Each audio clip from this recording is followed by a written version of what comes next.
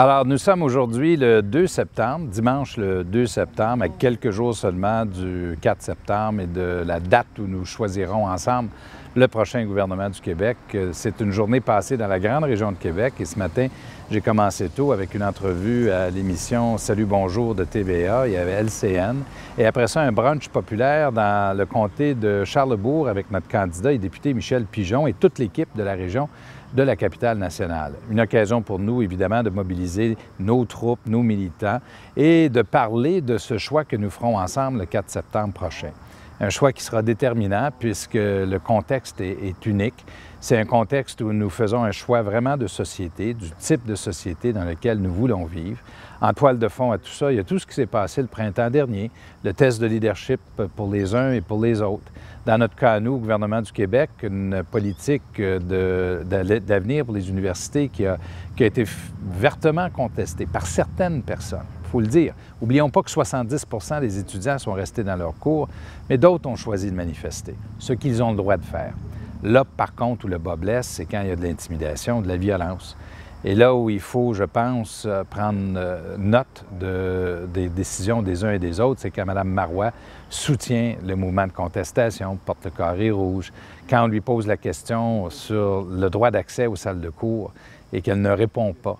Alors que pour moi, pour mon parti, pour mon gouvernement, c'est une chose sur laquelle nous sommes très clairs, c'est qu'un étudiant a le droit d'avoir accès à ces salles de cours et qu'aucun groupe d'étudiants qui, peu importe, qui choisissent de boycotter, quand même qui serait une majorité dans une salle de cours, s'il y en a 5 qui veulent étudier, ils ont le droit d'étudier. Et là-dessus, au Québec, il faut s'entendre. C'est une chose qui me différencie à la fois de Mme Marois, puis je dirais même de M. Legault, parce que M. Legault appuyait la loi 78. Là, il a décidé qu'il ne l'appuie plus, puis qu'il a même changé sa politique sur les droits de scolarité. Alors que nous avançons vers le 4 septembre, le choix devient de plus en plus clair. Nous savons que Mme Marois propose un référendum, que le sens du choix qu'elle propose, c'est de replonger le Québec dans un débat qu'elle admet elle-même, s'il devait y avoir un référendum, Dieu nous sauve, s'il devait y avoir un référendum qui passait, qui causerait 5 ans de perturbation. Il me semble que cette déclaration en dit long sur le choix que vous aurez à faire le 4 septembre. Ce que nous voulons, nous, pour l'avenir du Québec, c'est soutenir l'emploi, soutenir l'économie. Je suis dans la région de la capitale nationale, je la cite beaucoup comme exemple. La région de la capitale nationale, c'est le plein emploi. C'est une des économies qui a le mieux réussi dans les 4 dernières années en Amérique du Nord.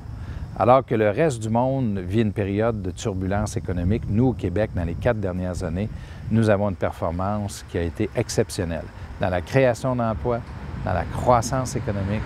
Et ça, bien, c'est à votre honneur à vous, parce qu'on a travaillé ensemble pour y arriver. Alors qu'on arrive au 4 septembre, allons-nous mettre ça de côté pour prendre des risques avec un parti politique qui veut imposer un référendum, même si les Québécois n'en veulent pas?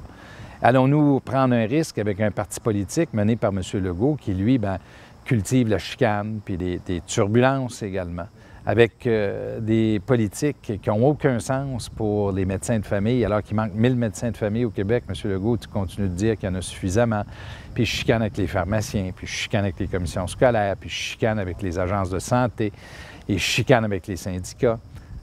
Nous ne voulons pas nous engager sur cette voie-là. D'ailleurs, on l'a goûté à cette médecine-là de M. Legault, de Mme Marois dans les années 90. Ce que nous voulons au Québec, ce que vous voulez aussi, c'est de la stabilité. De la stabilité dans un monde instable. De la stabilité pour créer de l'emploi, pour créer de la croissance économique, pour faire avancer les intérêts du Québec. C'est ce que nous allons faire. Ça nous amène à la question du changement. Il y a beaucoup de personnes, peut-être comme vous, qui s'interrogent sur ce choix, puis qui se disent, bien, après 9 ans, est-ce qu'on devrait changer? C'est une bonne question. C'est une question qui est légitime. Poussons la réflexion plus loin.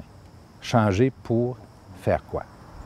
Certainement pas pour aller vers un référendum et un parti politique pour qui c'est la priorité.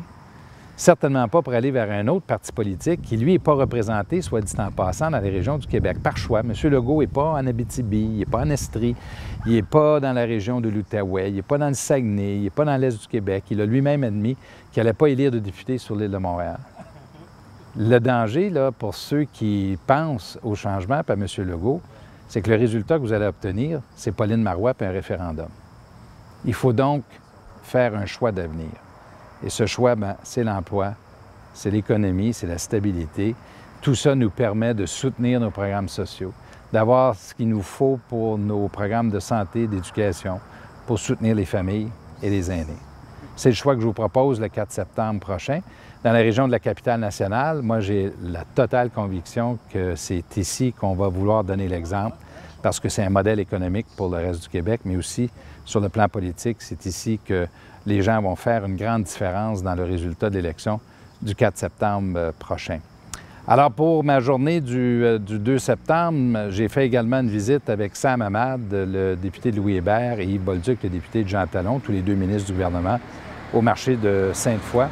Et je termine la journée dans le comté de Portneuf avec le député Michel Matte et une rencontre avec les acteurs économiques et les militants du comté de Portneuf, où nous allons certainement réélire Michel Matte le 4 septembre prochain. Je serai à nouveau dans la région de Québec demain, en route vers Montréal pour la fin de journée, et nous serons évidemment avec vous pour la journée du 4 septembre. À plus tard, à demain.